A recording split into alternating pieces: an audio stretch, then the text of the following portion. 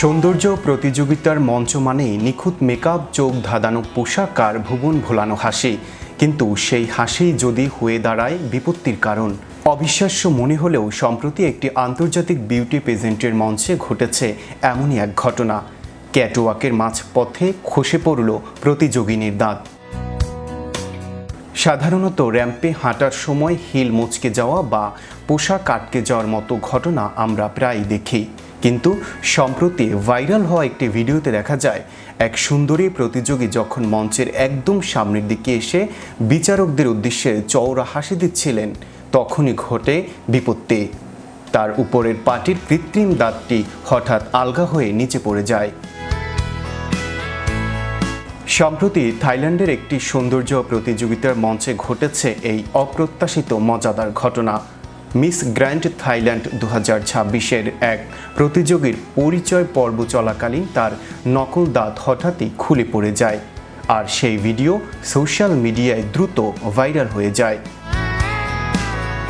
প্রতিযোগী miss grand পাথুমথানি প্রতিযোগিতার প্রথম পর্বে মঞ্চে নিজের পরিচয় দিচ্ছিলেন। ঠিক সেই সময় তার নকল দাঁতটি হঠাৎ সরে যায়। পুরো ঘটনাটি ক্যামেরায় ধরাও পড়ে এবং মুহূর্তের মধ্যেই সোশ্যাল মিডিয়ায় ভাইরাল হয়ে যায়। ঘটনায় প্রথমে কমল ওয়ানকে খানিক অপ্রস্তুত মনে হলেও একেবারেই ভেঙে পড়েননি, বরং শান্তভাবে দাঁতটি খুলে নিয়ে আবার নিজের উপস্থাপনা চালিয়ে যান এবং আত্মবিশ্বাসের সঙ্গে মঞ্চে হাঁটাও সম্পূর্ণ করেন। এই আচরণ দেখে নেটিজেনরা তার প্রশংসায় পঞ্চমুখ। ঘটনাটি নিয়ে সোশ্যাল মিডিয়ায় মিশ্র প্রতিক্রিয়া দেখা যায়। কেউ কেউ বিষয়টিকে নিয়ে হাসি মজা করলেও অনেকেই আবার বলেছেন প্রতিযোগী যেভাবে পরিস্থিতি সামলেছেন তা সত্যিই প্রশংসনীয়। এই ধরনের একটি আন্তর্জাতিক সৌন্দর্য প্রতিযোগিতার মঞ্চে দাঁড়িয়ে কমল ওয়ানের মতো করে অনেকেই ওই পরিস্থিতি সামাল দিতে পারত না বলেই মনে করছেন অনেকে।